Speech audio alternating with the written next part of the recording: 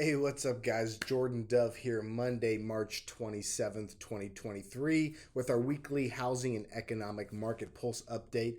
Hey, I hope everyone's doing well. I hope you're great. Hope you had a great weekend. Let's talk about what happened last week, and traders were pretty confident. They took their cue from Alfred E. Newman's trademark motto, "What, me worry?" and it pushed stock prices north despite another rate hike from the Fed and the continuing banking sector worries. And you know what? They were right to be confident. Well, at least last week anyway, because as the Fed raised 25 basis points, they also made it clear that they don't expect any major changes in the near future. Plus, they called the banking system strong and resilient after the second largest bank oopsie in United States history. What do you guys think? Do we believe them? But in fact, there is plenty of good news to be excited about. Wall Street, they loved the rise in home sales and mortgage applications, and it reacted accordingly. Builder stocks were up, and mortgage purchase applications were up, and initial jobless claims stayed at a low level, indicating that the labor market is still going relatively strong. So let's talk numbers. Last week, the Dow finished with the week up 1.2% to 32,238. The S&P 500 up 1.4%, the Nasdaq up 1.7%, and that was some decent growth from last week. Now we have today so far in the markets, the Dow Jones and the S&P 500 is up while the tech-heavy Nasdaq is down. But last week, even bond prices were up overall, with the UMBS 5.5%, up 78 cents to $101.07. And in Freddie Mac's primary mortgage market survey, the national average 30-year fixed mortgage rate continued to slide down.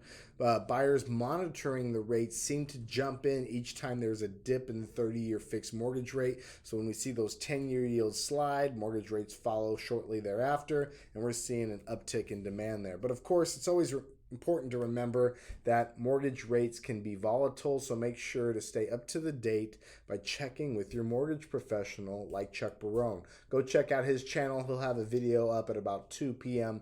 Pacific Standard Time. Let's get into our national housing market update. And if you're not paying attention to what is happening right now in the market, you're missing out, but that's what I'm here for, to provide you an update on what's happening in the national real estate market. So let's dive into the numbers. February existing home sales surged up, and I'm not talking about a small increase here. We're talking about a 14.5% increase, baby. That's huge. Plus, the median price fell year over year for the first time in 11 years, and that is a clear sign that buyers have the upper hand in this current market. But that's not all, folks. That's not all. New home sales are up for the third straight month, and inventories are increasing rapidly. That's nationally, not here in my market in Southern Nevada, where it's the polar opposite. Now, the opportunities that buyers missed out on during the pandemic are having that chance to go not be outbid by a property, not be in a multiple offer situation, be able to get some concessions, but not too crazy at the moment, because we're having a psychological warfare going on right now between sellers and buyers, whereas sellers, they're still stuck. They're still stuck in 2021. Early 2022, where they think they're going to get more than what their homes were, so they're pricing it high. Homes that are priced competitively are still selling and moving very quickly, but a lot of home sellers still think that they're going to get those multiple offers and get more. Buyers, on the other hand, are fear and gloom and doom, and many are hoping for a real estate crash. But we're not seeing that happen either. We have been seeing a correction and a stall, and hopefully, potentially, another increase in appreciation starting next year. We'll see what happens. But right now, those buyers and sellers aren't finding medium ground, because we have buyers asking for too many concessions, asking for too low of a price decrease, and sellers aren't really willing to budge. So we're not really meeting in the middle, whereas the builders step in and say, hey, we'll give you these incentives, we'll meet you in the middle, we'll give you the upgrades, here's $10,000 for upgrades, we'll buy your rate down into the 4s or the 5s. And the resale market, those sellers aren't conditioned to do that yet. So the builders are unloading their inventory by giving these concessions. But now 3 months in a row with new construction, actually sales increasing dramatically and the builder stocks being up, they might pull away from those incentives soon. And I wouldn't be surprised if they do, if they start unloading that already done built inventory, which we call QMI for quick moving. Once you have to start waiting again to get homes, which many people are still doing, but they have certain models where when rates went up, people couldn't qualify for those. So now they're putting them on the MLS, they're paying a higher co-op to agents, they're giving those incentives for those. Once those start to dwindle, we might see those builders pulled back on the incentives, especially if there remains tight resale inventory like in our market. And there are other markets in the country that have tight inventory, although nationally we are rising. But let's move on. And something that caught my eye, the numbers on down payments and cash buyers, I thought was interesting. An online real estate database reports that the median down payment percentage has dropped from 13.6% a year ago to just 10% of the purchase price.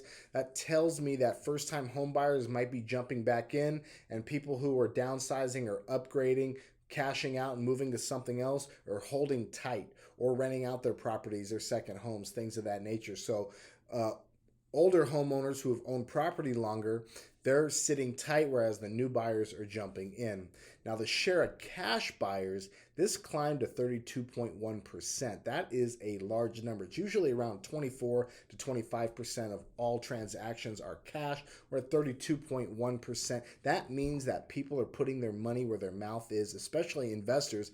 And I feel that they might be pretty confident in this market if those numbers are jumping up like that and turning those possibly into rentals. But that's what I like to see. Things like that, and confidence is key in any market. Little did you know, to finish this section, Realtor.com reports that the best time to list a home in 2023 will be the week of April 16th to the 22nd. Now, based on trends from previous years, sellers can expect higher prices, more buyers, and less time on the market. If you want to interview our team, I would love to talk with you. You can call and reach out to us or text us at 702-721-7332. We would love to discuss your real estate goals and interview for the job. We also have agents all around the country who can help you with your real estate goals, whether you're buying or selling. Just reach out to us, send us an email. We'd be happy to help you. Treasury bonds. We've been watching treasury bonds, and we had over 100 basis point spread between the 10-year and the 2-year just a couple weeks ago, and that has narrowed down to the 40s, 50s. So very interesting what's happening there. We're seeing the 2-year bond yield at 4.014%, the 5-year at 3.588, the 10-year at 3.519, and the 30-year at 3.477. Those are up slightly from the last close, but they are down from where we were just not too long ago. So remember that mortgage rates follow that 10-year yield. The 30-year mortgage rates follow that 10-year yield pretty closely. That's inched up a little bit, but around 3.5%. So we should see mortgage rates somewhere in the 6 to 6.5 range, if I had to guess where they will be very, very soon.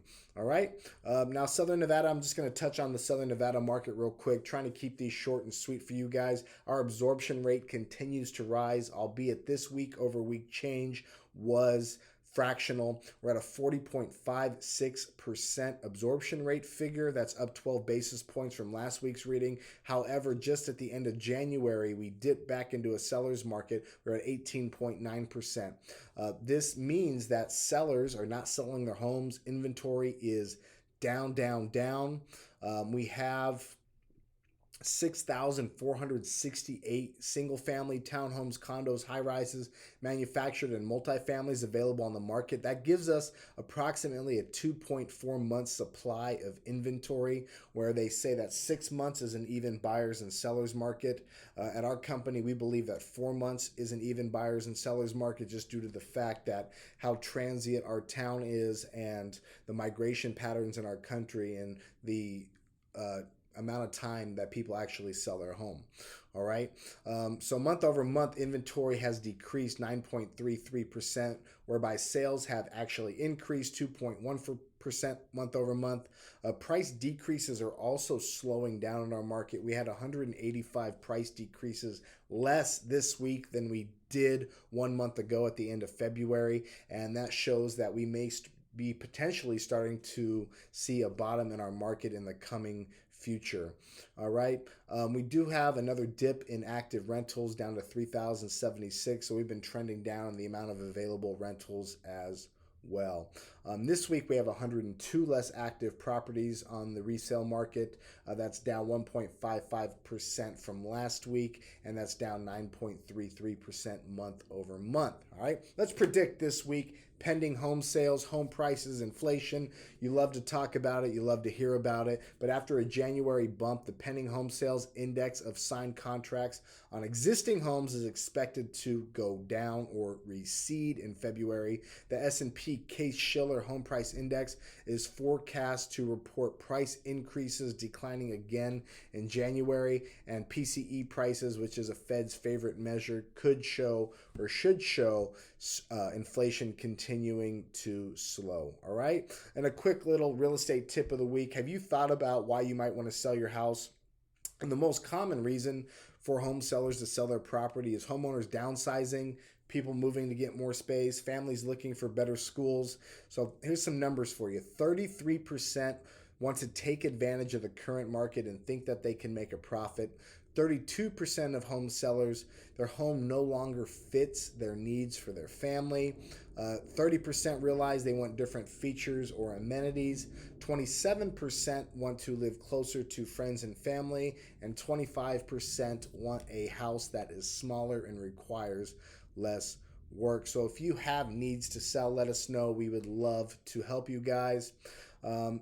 Finishing with the Fed Reserve Watch.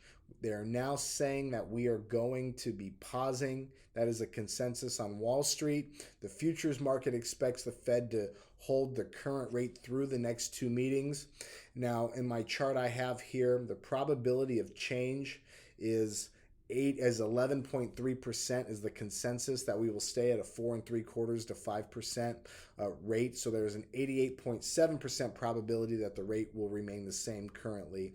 And we have a 24.1% consensus that the rate will stay the same on the June 14th FOMAC meeting, and 91.9% on July 26th for it to actually drop 25 basis points. I don't know about you guys, but we're going to have to look to see what the PCE numbers are here, because if inflation is coming down, they may pause. If we see it in the 5s and the 4s would be great, but I think we might see a 5.9, 5.8 if I had to take my best guess. Hopefully it's going down. Hopefully it's not going up. If it goes back up, I think we're going to see some serious trouble, and the mainstream media will start changing their tune about how great the economy is. All right, guys, till next time, have a great one. Leave a comment. If you've already subscribed, thank you. If you've liked this video, thank you. I appreciate all you guys. Have a great week and go crush it in your lives. All right, be well.